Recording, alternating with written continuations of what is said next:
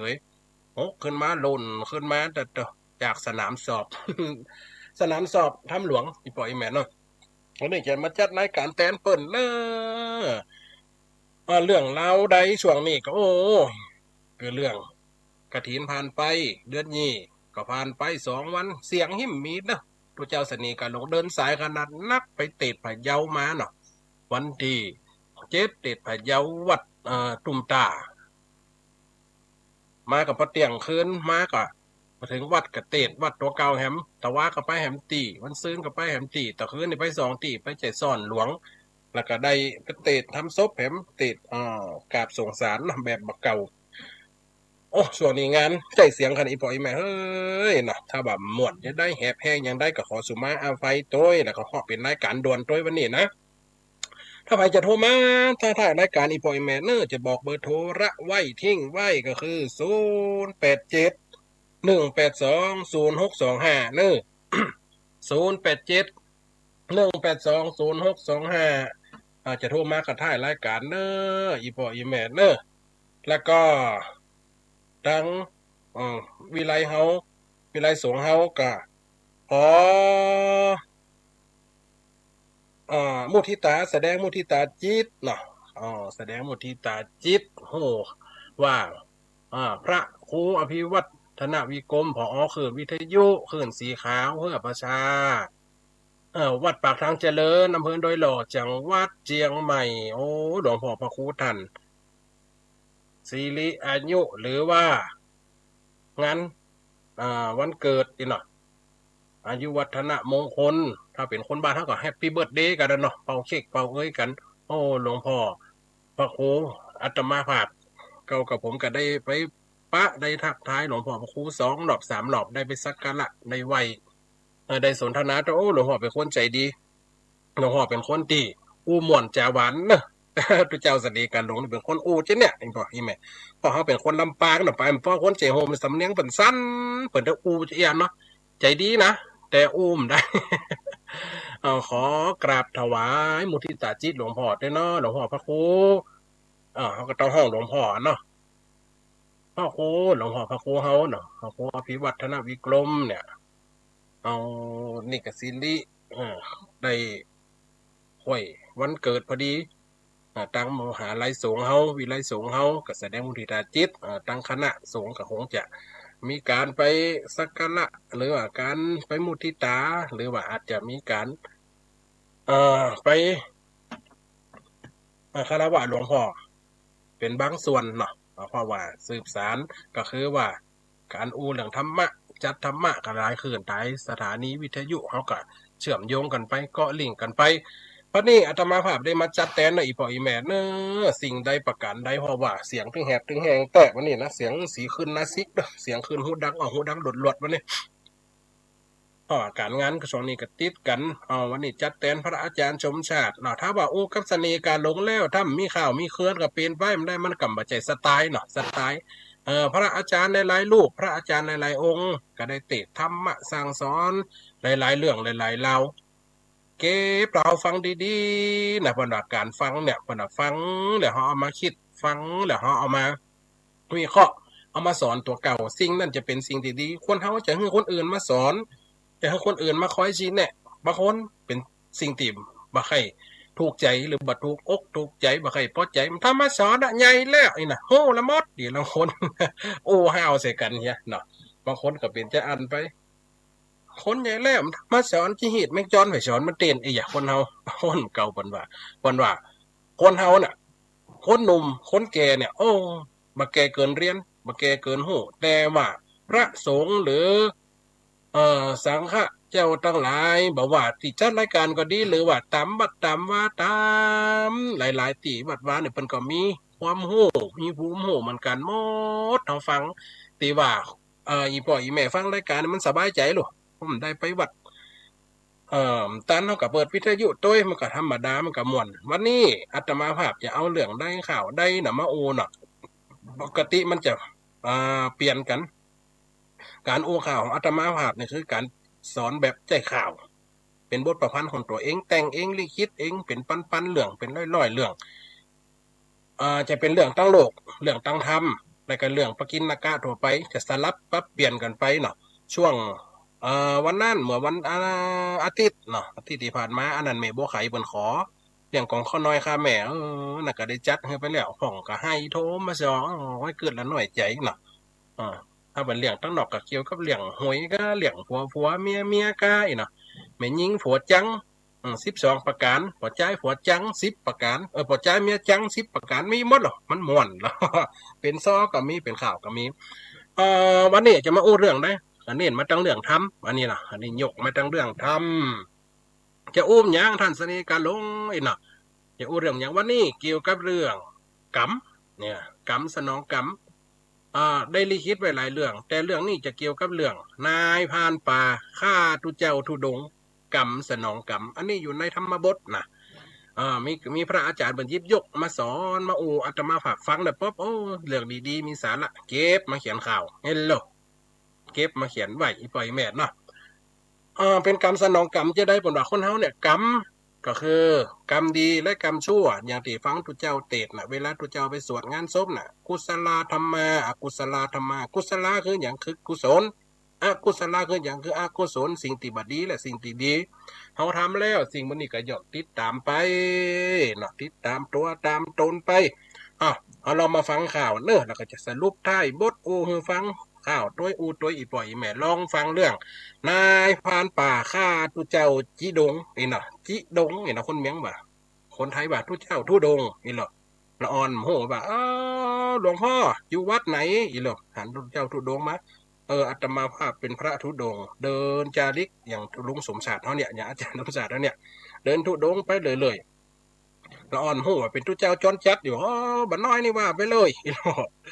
จอนจัดที่ไหนเปิ่นอยู่เป็นปฏิบัติเปิ่นก็ไปตามสายอยู่ป่าหิวป่าจ้าอยู่ป่าฝ่องเพิ่นเฮาทุเจ้าทุดงค์เปิ่นประจำคัดอยู่ในวัดอรัญญวาสีทุเจ้ามันอยู่ในป่าคามาวาสีทุเจ้ามันอยู่ในบ้านไปว่าทุเจ้าจอนจัดจะได้เนาะจอนจัดนั่นเป็นสัตว์ประเภทหนึ่งละอ่อนมันหูเหลืองหัวลาวนี่ปล่อยแม่เนาะเรื่องกรรมนายพานป่าฆ่าทุเจ้าทุดงฟังเนอก็จะอธิบายตามไปกัมโมนาวาตาโลโกองค์พระพุทโธได้จีส่องแจงสัตว์โลกสงสารกำหันเตี่ยมแทงบุญบาปป้าไปบ่จ้าบ่ว่าสัตว์ใดอันใต้ลุ่มฟ้าบ่ปนกำนาป้ามัวทำดีชั่วให้เนี่ยนะบ่ให้จากตัวเหมือนกายขัวน้ำจำไปแต่งสร้างจะยกเรื่องกรรมขี่ยาเก่าอ้างเจิญป้ากันฟังเรื่องนี้อันนี้คือสู่หัวม่วนเข้าในเนื้อเรื่องเนอะอาทากาถาจากจะบอกจีนายผานผู้ใจมืดดำทำผิดขีดหายยังป่าก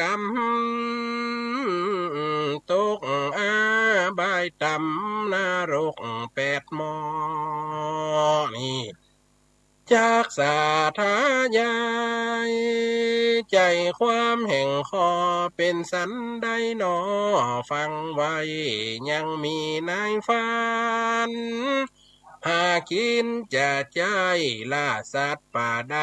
ทั้งวันหากินเช่นนี้นี่มีนายพานป่าออกหากินพานป่าก็ย่อมจะ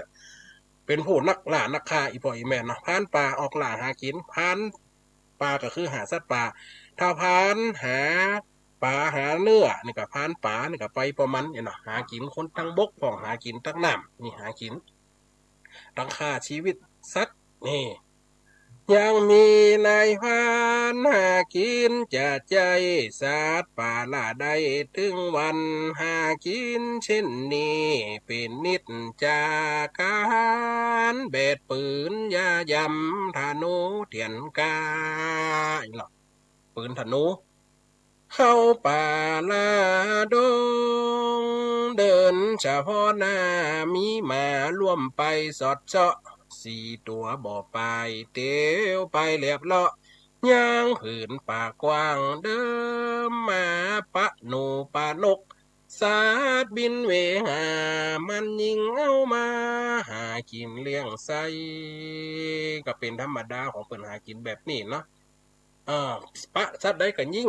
เอามากินเลี้ยงลูกเลี้ยงเมียเลี้ยงตัวเก่าเลี้ยงขับเหน่าไปวันๆนี่อีพ่ออีแม่เนาะเหตุการณ์จะเป็นอย่างไรฟังต่อไปสาดอันสีตีน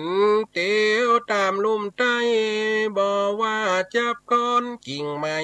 จอนแจและเห็นมันตึงบ่ไหวเต้า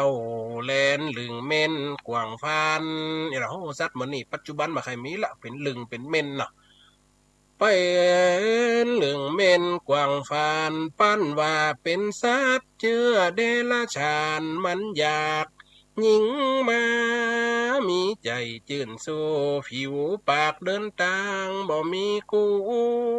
ไปด้วยมาอันเลี้ยงไว้นี่ถ้าเราเลี้ยงมาด้วยสี่ตัวบ่ไปก็คือสี่ตัวเนาะผิวปากไว้ด้วยกิโลโอ้อีน่ะเราชอบหมาป่ะจวนหมาไปเกาะหมาไปสอดแพะสอดปลานะแบกปืนหน้าฐานุหน้าใหม่ไปสี่ตีสี่ตัวห่วมกันเดินดอนสอดใจตามอันหาได้ก้อยต่างมีวันหนึ่งนั้นออกบ้านเกหังห่อเข้าไว้พลางยิงสัตว์สอดดันหอกกาเขาได้ไม่ใจหวานได้สัตว์ตัวแมงกึดไว้หล่อเนี่ยปัดว่าหวังกินน้ำบ่อหน้าน้ำฟ้ามไหลลงหอมพอเข้าไป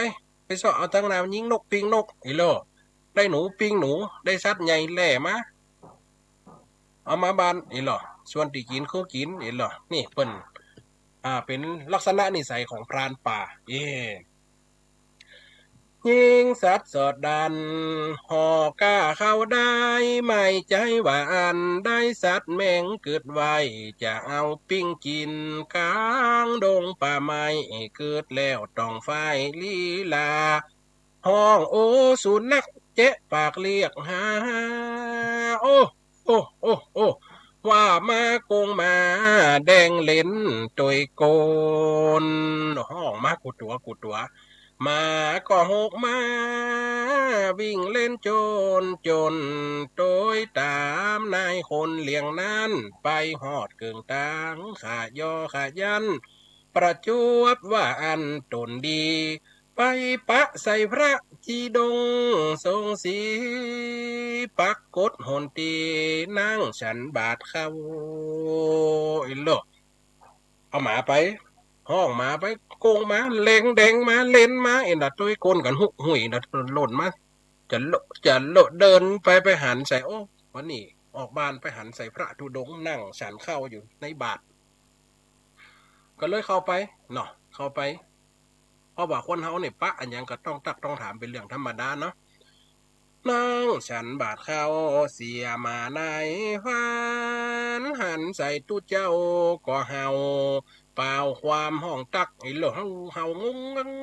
งส่วนว่านายพานก็หยุดชะงักไปตามเสียงหมาเห่าวอนนายพานหันแล้วไม่จักยกกันสอนถ้าหนูได้ยิงหันเป็นตุเจ้าว่าหานี่เฮ้ยจะมากันเข้ามาเกณฑ์เหียยังแต่เฮ้ยเลยออกปากจาเป็นกำย่อเย้ยออกบ้านมายามบอดีปะใส่หัวล้านผมบ่มีวีกา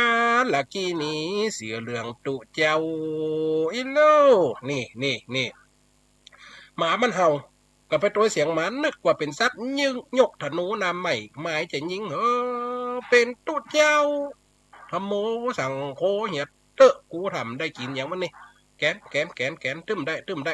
ล่ะจมด้วยไม่ปลาเสผู้ทรงศีลกูหากินตั้งคาซัดมันคนละทางนะไอ้โลพูดอย่างเงี้ยจะได้นี่เนาะหันใส่ตุเจ้าเป็นกำดีเอ็กใส่น้อยไอ้หัวล้านผมไม่หวีไอ้โลกันละกินนี้เสียแรงตุเจ้าไอ้โล ว่าดุจเจ้าว่าเป็นกำจิบกำเสบว่าทางเนี่ยนะอีปอยแม่ว่าทางว่าไปเลยไปเนี่ยบ่ฮิบ่หาบาทขอเข้าลูกเมียเปิ่นเลี้ยงโจกลังบ่มานบ่ได้สักเพียงเหียกาว่าอันตัวหาอีหลอสุมาอีปอยแม่เนอใจกำในข่าวเนอเป็นคิงเป็นฮาเนี่ยเป็นเรื่องในข่าวเขาว่าเป็นตัวละครเนอะอีปอยแม่จะไปถือไปตื้อเนอะอันมันจะบ่ได้อรรถรสเนาะเฮียกาว่าอันตัวหามันฟังเอินห้อง โอ้เอาฝูงมาเข้าป่าลาดงยามวันสอดดันอีละโอ้คงโอ้แดงโอ้มาไปเฮาหันไปหัวลาดแล้วมันจะได้ยากอย่าการยังอีละคุ้มก็ขอเข้าลูกเขาเมียเปิ่นกินมาอีละห้องมาเป็นอุปนิสัยคนหาสัตว์เนาะนายพันโอกาชื่อมันว่าอันเนี่ยนะชื่อนายพันโอกะนะโกกะเนี่ยนะโกกะพราม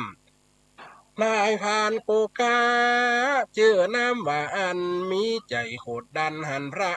ว่าจับบอดีปมสมณะเลยปางเอามาหนีไปสอดยิงสัตว์ป่าโดยความหมายจะให้สอดไปสอดไปตามเกยตีได้ขึ้นห้อยตัวสันเกาะพันเรียบไก่ตั้งไก่เดินไปหลายปิก เหงื่อย่อยเป็นสายเปียกปิกซิกบ่มีสัตว์อันเตียวเดินดักเงียบซอยลอยบ่หันบ่เหินสอดป่าปอเมินดักเงียบหายจอยเซาะนะเซาะเตียวแบกปืนขึ้นหล่องมากับด้วยคนอิดเฉาฮะนะเท่าลินอันลำปักจะโลหมามันเตียวนะหมามันดิ่ง ไอ้หมอนนี่กำได้ไปวันนี้กำได้กินจะได้อย่างกูวันนี้ให้จะเป็นแต่หันตุเจ้านะหันถึงหวานแล้วหันถึงหวานแล้วไอ้เนาะป้าตุเจ้าที่จะมันใจก็บ่น่ะป้าไม่มันแขนใจก็อันนี้มันใจอีหลังนะกำบันว่าอย่าอันเนาะเอากำพ่องเนาะอีปล่อยแม่เนาะบันว่าอันบ่ได้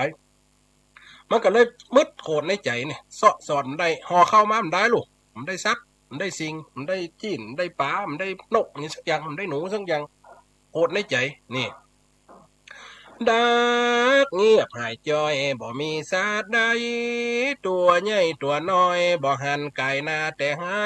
นกหนูก็กินตามต้นเก่าไม้ย่างหาบ่ได้ฮัดบินมันนึกในใจลังบ่ได้กินย้อนตนสินทำหันเมื่อออกบ้านมันโคตรโมงมางใจหลอกโคตร โยมกำซ้ำหันว่าไอ้สินทำหัวล้านมันเป็นแต่มันเกณฑ์กำให้นั้นพอหาสักอันบ่มีตึงจังให้ลำไอ้หมูทรงสีกาละกีนีนายพานจุ่มซ้ำเป็นแต่มันอุกรรมบอกห้ามวิทย์จนแนวความเก่าไว้จมว่านะสปะซาปิว่าหันด้วยหมูเดียวหัวหายบาห้าหัวล้านบาห้าหัวมดว่าสอดด้วยแบกปืนด้วยจมไปจะนั่นนะเฮ้ยเอ็กซ์หมาพ่องห้าว่านี่มันล่ามาชอดนี่เนาะด่าหมาโตดให้หมา มันลวดแบกปืนธนูดำไม่ปีกห้วยไหวหน้ามาได้สอดป่าวันนี้ซักป่าบดตายสไปทงไล่มือเป่าปีกบานส่วนว่านายฟานกูกะว่าอันออกปางอารันจากแพะเดินตังมาไก่อยู่แต่แหละลวดแวะนั่งตังพักเศร้าหันสมณะ ตนองค์ฉลาดมานใจกึดเบาอาธรรมต่ำใจเป็นแต่ตู้เจ้าก็เป็นแต่มึงกะกุ้มได้กินกันสักอย่างเดี๋ยวมึงจะเจอกูไอ้เหรอเกิดความโกรธาใจดำสวกไม่ว่าไอ้จังไรหัวล้านกูสอดเตียวหนย้อนหันมึงนั้นบ่ได้สัตว์อันสิ่งใด มันบ่สำนึกคืดแล้วมางใจแต่งเดินเข้าไปเอามือจีนาว่าไอเสียเรื่องจีดงห่มผ้าเป็นแต่เมืองนาเจียนี้ กูสอดหากินดักปิงเย็นซี่บ่ใส่สัตว์สิ่งอันตัวใดละดาโคตรเป็นแต่มึงน่ะไอ้น่ะตบมือตบสันขาจี้นะเอ้ยไอ้หัวล้านด่าเป็นกำเจ็บกำเสบกำไม่ว่ะกูจะยิงคาคือมึงตกตายนำใจแห่งกูเหียแต่ว่าอีส่วนพระจีดงว่าจุงฟังนี่การฆ่าสัตว์แมงใหญ่น้อยบ่สมควรเปิงสินจะดังห้อยขอจุงไฟห้อยถือเอาสัตว์มีชีวิตอย่าคิดฆ่าเขาบ่ดีกับเฮาบาปกรรมเจ้าข้าทุกเจ้าก็ใจดีอยู่โยมฟังอาตมานะมันไม่ดีการฆ่าสัตว์เนี่ยไอ้หรอกฆ่าชีวิตฆ่าสัตว์ตัดชีวิตปนวิญญาณออกจากร่างเปิ้นยังเปิ้นกำมีดมาจากฆ่าเฮาโลท่านขัวกำขัว ท่านจะให้กำให้ท่านจะผ่านกำผ่านสิ่งนี้มันบดีมาปนชีวิตวิญญาณออกจากร่างเปิ้นเปิ้นก็ฮักเปิ้นก็มีครอบครัวของเปิ้นอาตมาขอบิณฑบาตเถอะโยมอิโลทุกเจ้าก็สอนนะสอนทุกเจ้าก็ใจจิตวิทยาเนาะเอากรรมพระกรรมธรรมกรรมเจ้าเขาสอนล่มจิตใจหมายใจฮือพากันกำเนี่ยกับใจสอนไปต่างๆนานาคนเฮาหน่อยปล่อยแม่เนาะในความโกรธในใจกึดว่าเป็นแต่คนอื่นเป็นแต่ทุกเจ้าน่ะไม่ได้กินยังอ่ะไอ้เนาะกูหากินจะอิ่มทำมาสั่งทำมาสอนไปนั่งได้ก็ไปอีเนาะด่าทุกเจ้ามันเถียงแต่มันคิดจะฆ่านี่ทุกเจ้าก็สอนอีแจงต่างสว่างต่างดีมันกับมาฟังทุกเจ้าก็สอนว่ามันบอดีกรรมเฮาบาปกรรมเจ้าค่าส่วนว่าโกกานายผ่านใจบาว่าเฮ้ยอย่ามาอุนักเรื่องทำเรื่องสินตัวข้าบ่มักเพราะเป็นแต่มึงนี่นามันจุยมาเลี้ยงฮือวิ่งเข้าหาว่ามาโกงมาแดงเล่นมาค่ายนะเฮ้ยเอาคนน่ะตบตีนตบมือเอาไอ้น่ะคบมันไอ้น่ะฮือไล่ไปคบบ่ต้องไว้นาจุยมาเข้ามาไล่งับไปละตบมือเหิบเสียงสำเนียงตอนรับมาฟังเจ้ามันวิ่งไปล่อใส่รูปลับจากงับหือตายตู้เจ้าหกไปตกใจกอดปุ่มเวลาตู้เจ้าก็จะว่าเป็นพระอรหันต์หมดกูองรู้เป็นพระจีดงหน่ะโหก็ตกใจกับหมารอมั่มเจ็ดตัวเดียวแต่สี่ตัวงังเฮาหน่ะวันตู้เจ้าสะดุ้งตกครับป่าปิดคืนก็ไม่ยังได้หกกอดจริงไม่ไปปุ่มไปมาตั้งสี่ตัวเฮาลุมตุ้มยุ่มเงงงังไหลซับตู้เจ้าจีดงตกใจกอดฮับเปล่าขึ้นง่าไม่ย่อยันมาอยู่ตั้งลุมตู้เจ้าก็พันสองตีนยันอยู่กิ่งไม้ห้อยไอ้โลดหกขึ้นกิ่งไม้เป่าขึ้นจริงไม่กอดไว้ปุ่มเอาคนเฮานี่กับบัจเจพระอรหันต์กับย่อมขวาตายก็เป็นเรื่องธรรมดาเนาะถ้าบนฆ่าเฮือตายกำเดียวห่มว่าได้ยิงพับตายตกหันบาดสกรรมเนาะอันนี้หมาลูกจะมากั้นหมาลูกจะมาเต็กเนาะมันครบสะเบิดเลียดเปิ้นจะเป็นจะได้เนาะพระเจ้าก็ฟังขึ้นจริงไม่ส่วนพานโกกามันก็ลำถอยว่าจักเอาตายบ่ไว้มันก็ทอดเอาลูกสอนดำไม่ลูกดอกธนูเอามาไปเลี่ยมคมสวงเงนขึ้นพอหาตั้งยังปาตาองตีนตุเจ้าอีล่ะมาขึ้นตัวไม่มันได้หน่อยปล่อยแม่นะมาขึ้นได้นายพานนี่มันเลี้ยวใจทอดเอาธนูเอาคมธนูจะตั้งตีนตัวเจ้าเกาะกิ่งไม้จะตั้งเอ้ยอย่าไปหย่าข้านะขอบิณฑบาตเถอะโยมอย่าทำอาตมาเลยเนาะอาตมาเจ็บไอ้เนาะเฮ้ยมาเจ็บอย่างเขาจะตายให้มันเนี่ยเนาะเอาธนูเขาตั้งเขาแต่งตัวเจ้าก็ยกแข่งซ้ายมันก็แต่งแข่งขวาตัวแข่งขวาเขาปะมันก็ตั้งแข่งซ้ายตัวเจ้าก็โอ้เจ็บแสบโอ้ให้ถ้ายังน้อยนะเป็นเขาก็จะให้เหมือนกันเนาะองตีนตูดเจ้าเจ็บแสบเลือดใจเลือดดำกำเศร้าไหลลงติดกิ่งไม้ตูดเจ้าจีดงออกปากจะใจว่าขออย่าใดกระทำเจ็บแสบเจนลำ มือก็ดีกำตีนข้างหนึ่งตำยกข้างหนึ่งห้อยอ๋อยเจ้าแม่นายแม่คนเฒ่านะฟังอย่าเอ็นดูเนาะห้อยนะโยกตีนโอ้เนาะ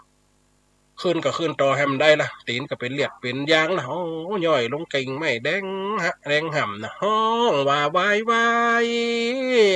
ปากว่าจ้อยขอป้ออินโดจิมเตอะนายพานโกกาซ้ำยิ้มเยอะๆมันตึงบ่วางบ่ปอบ่ฟังกำลองดูเจ้าเก่าขอมันตึงบ่ปอตั้งขึ้นเสียบคืนเจ้าแม่นายแม่โอ้ยบาดใจคนเฒ่าเหงาคนเฒ่าฟังเห็นดูตัวเจ้าเนาะ มาก็เห่าแถมเงึงงังอึงตุเจ้าก็ยืนห้อยไม้บาปห่วมกรรมตันมาบอกไว้ลังกาได้ตุ่มมาเนาะตุเจ้าเป็นตุ่มพาสังฆาลังกาอีบ่อยแม่เนาะจีวรทันพระหลุดลุยวัดทาตกลงมากระลุมถูกต้องพาลังกาหลุดปิวลงมาใส่ตัวนายพานนั้นอยู่ลุ่มห้องมาหันกำเดียวบอจ้านั่นแน่มันนึกหมายใจตุเจ้าตอดตาตกมาหลุมห้องไปบนบาดเดียวนั้นมาก็วิ่งโตนสี่ตัวเข้าโยนโคบกาบงาบจัวไอ้โลกเจ้าก็ไว้เนาะเพราะว่าก็บ่ได้ห่วงพาที่ตุ่มไม้เนาะเดี๋ยวก็สะบงกับอังสะจีวรกับปิวลงมากับอีปล่อยแม่ปิวลงมาวันอ่ะตัดใดตัดดีปูน่ะมันเอาไม้ธนูเนาะไม้เหลี่ยมตั้งตีนตัวเจ้าเสียว่าฟ้าน่ะไปกับลุ้มกะลุ้มใส่ปูนายพานกูกะหมาเหลียวแงนขึ้นทางบนจัดดีน่ะเหลียวนึกว่าตัวเจ้าจะตกลงมาน่ะแต่ฟ้าตกลงมาน่ะตาแงนขึ้นทางบนหันฟ้าปิวลงมามันโหนึกว่าเป็นตัวเจ้ากะลุมหัวเจ้ามันกันเหลียวหมากันเหลียวพอเฮ้ยอย่าตกมันละบ่ตูเจ้าไอ้เนาะซ้ายอะกะสี่ตัวอีมืองับหน้าแอมตัวงับแขนตัวงับขาแอมตัวงับต้องอย่างสะใจโคบกับจัวมันหมายใจเป็นพระหนุ่งผ้าตกลงมาเหมือนนั้นโจยกันโคบย้ำเขี้ยวขำหล่อลั่นเลือดไหลออกหันดำแดงสิ้นใจตายแล้วกำได้สาแวงวิบากปะแหงผลกรรมมาสายสาใจกรรมสนองกรรมนี่พ้นบ่ได้ตกอาบายตำจานี่แหละหนอเอาอาปีหน้าได้เล่าต่อหน้าปันฟังได้แก่ก่อนไกลเป็นซอยข้าวสารนี่ยายทำจบลงเต้าอีสู่กันฟังก่อนและนายเฮ้ยอันนี้คือกรรมสนองกรรมอีป่อยแม่นายพานกูกะฆ่าคิดจะฆ่ามาได้ฆ่าคิดจะฆ่าตุเจ้าจีดงก็บัดพิษใจไปสอดเนี่ยมาได้ว่าเป็นแต่ตุเจ้ามันอาจจะเป็นแต่สัตว์มันหลาถึงวันมันอาจจะแบบพอกินก็ได้หนำกันนี้ไปอยู่ที่แพะอื่นปลาอื่นเนาะ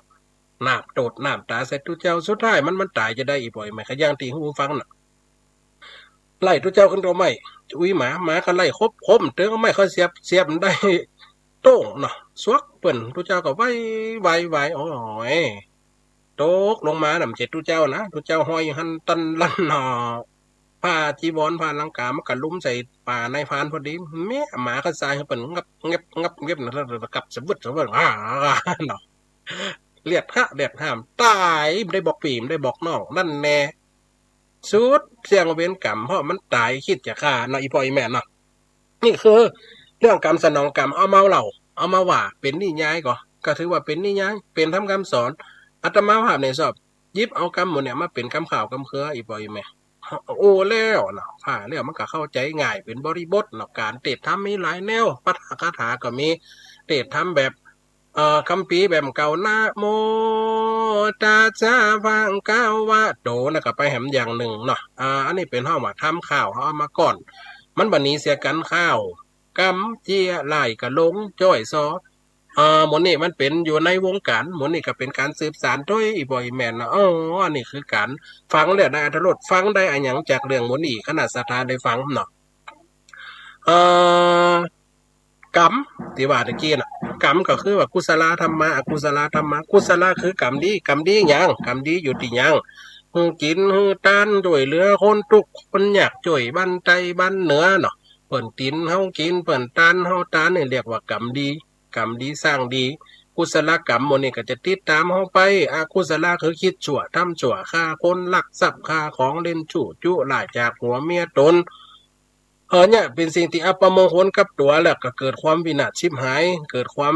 เจ็บแสบไหมกับตัวและคนอื่นคนรอบข้างได้รับผลกระทบกรรมนั่นกับวันนี้ไปไหนประดุจจะดังอีบ่อยแม่อย่างพระอาจารย์เทอาหลายๆรูปหลายๆองค์เป็นได้เทศนาน่ะบนว่ากรรมเนี่ยเขาสร้างอันใดก็เป็นอันนั้นติดตามเขาไปนะ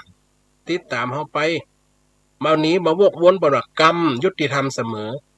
กรรมเป็นเราก็กรรมเป็นสายสืบพันธุ์เนี่ยมันนี่จะติดตามเขาไปเขาได้มาปะป่อปะแม่ก็เพราะว่าได้กรรมสร้างกรรมลงกันมาบางคนดูกดีพ่อแม่มาดีก็ต้องมาหากินเลี้ยงพ่อเลี้ยงแม่อันนั้นเพราะว่าเขาอาจจะได้ยืมได้เอาของเปิ่นมาจัดแล้วเขาต้องมาใส่บางคนพ่อแม่เนี่ยดีศีลทำบักขาดวัดขาดวาแต่ได้ลูกบัดดีลึกหนาลึงด้านสอนบัดได้สอนฟังกรรมสิ่งบนนั้นเพราะว่าเขาอาจจะเอาของเปิ่นมาในอดีตชาติเปิดเกิดเป็นลูกเขาเพื่อมาเอาคืนอยู่ได้สักวาง20 ปี30 ปีมันตายไปเฮียเนี่ยเขากับบัดได้ลูกสืบแทนตระกูลเขากลับไปถือว่าเลี้ยงมันขวางเพราะว่าเปิ่นมาเอาคืนเขาละเนี่ยเป็นสิ่งบนเนี่ยอีปล่อยมาโอ้ไปมันลึกแหลบเรื่องกรรมเลยนะม่วนไปว่าไปหนาวจะมาสาธยายเป็นเรื่องมีปันเลอะทำกรรมข่าวสาธุเจ้าบุญตอมหรือเสน่ห์การหลงเนอะเสน่ห์การหลงที่ได้ฟังกันอีบ่อยแม่คนใดจะโทรเข้ามากับ087 182 0625เนอะอันนี้คือเบอร์หน้าไม้คนใดจะโทรเข้ามามาจ๋าก็ได้นะ087 182 0625อาจจะพิดเวลาในการออกรายการหน่อยปกติจะฟลอฟังกันตอนเย็นของวันติดแล้วก็ตอนเจ้าวันอังคารเนาะนี่มาแทนพระอาจารย์มหาชมชาติเนอะชตปัญโยมาแทนพระอาจารย์เปิ้นก็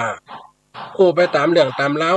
บางทีถ้าว่าได้จัดนอกเวลาจะเอาเรื่องเก่าๆมาออกได้ก็ได้เพราะบางคนก็ยังติดใจอยู่บางคนชอบให้ฟังเรื่องพ่อไม้ใจมาแฮมแต่พระอาจารย์มาอ่านให้แม่ฟังเต็มเตอะเนี่ยบางคนก็ว่าขัดได้ยินเรื่องหวยๆนั่นแต่เนาะกันฟังกับใครหัวกันอยู่นี่ไอ้พ่ออีแม่เนาะเรื่องข่าวเรื่องเครือเนี่ยมันไม่ได้หลายอรรถรสเนาะมันเข้าได้ทุกรูปแบบรวมสมัยก็มีเรื่องสอนทั่วไปก็มี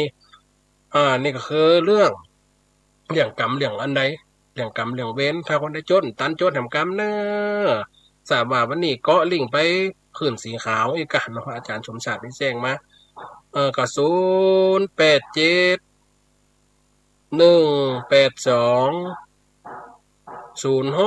0625ในปอยแมนเนี่ยนี่คือเบอร์โทรของอาตมาภาพใจเบอร์เดียวอย่าต้องตะเมินตะเดินมาละเนาะนี่คือเรื่องการฟังอรรถรสในการฟังธรรมอาจจะมีพ่อมก็ได้เนาะการโทรเข้ามาเนาะเรามีเข้ามานี่1 สายเฮ้ยวันนี้สัตรูเจริญพรนมัสการจ้าโยมแม่จะต้องได้เจ้าโยมแม่ทางนี้กันแม่กงจ้าวันแม่กงได้ฟังตันนะแม่นะวันนี้เนาะจ้าอันไอ้ก็มันถูกแก่ขันทุกนั่นถึงตัวจะนอนนะนั่นน่ะค่ะแม่จะฆ่าทุกเจ้าโลกดีใจขนาดเจ้าอันนี่นะมันคนฟ้าตกจะลำบากนะแกสถานีวิทยุวิทยาลัยส่งนครลำปาง FM 106.5 เมกะเฮิรตซ์กฟผ.แม่เมาะร่วมกับการท่องเที่ยวแห่งประเทศไทยและจังหวัดลำปางขอเชิญเที่ยวงานเทศกาลท่องเที่ยวแม่เมาะครั้งที่ 18 ภายใต้แนวคิดปักหมุดหัวใจที่แม่เมาะทุกวันเสาร์และอาทิตย์ที่ 12-13 และ 19-20 พฤศจิกายน 2565 ตั้งแต่เวลา 10 นาฬิกาถึง 20 นาฬิกาณสวนเฉลิมพระเกียรติเมืองแม่เมาะพบกับกิจกรรมสนุกตื่นตาตื่นใจไม่ว่าจะเป็นปั่นจักรยานยามเช้าวิ่งเทรลชมเมืองชมวิวทิวทัศน์ทุ่งบัวต่อตื่นเต้นกับโชว์นกบินอิสระเพลิดเพลินอย่างค่ำดูดาวยามเช้าดูนกชิลไปกับกิจกรรมแม่เมาะคลาสและสนุกสุดมันกับคอนเสิร์ตจากศิลปินชื่อดัง วงเดอะเพิร์ลูกทุ่งสาวจิ้งหรีดขาววงเทวันเต้นโชว์จากน้องใหม่เดอะสตาร์ไอดอลและศิลปินปุ้ยฝ้ายAF สนใจติดตามรายละเอียดได้ทางเพจเฟซบุ๊กเทศกาลท่องเที่ยวแม่เมาะอย่าลืมมาปักหมุดหัวใจที่แม่เมาะกันนะครับ